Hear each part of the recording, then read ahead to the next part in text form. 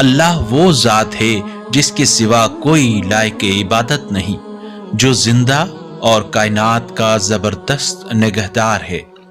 اس نے حق پر مبنی ایک کتاب اے رسول آپ پر نازل کی جو سابقہ کتابوں کی تصدیق کرنے والی ہے، اور اس نے توریت و انجیل کو نازل کیا اس سے پہلے انسانوں کی ہدایت کے لیے، اور فرقان حق و باطل میں امتیاز کرنے والا قانون نازل فرمایا۔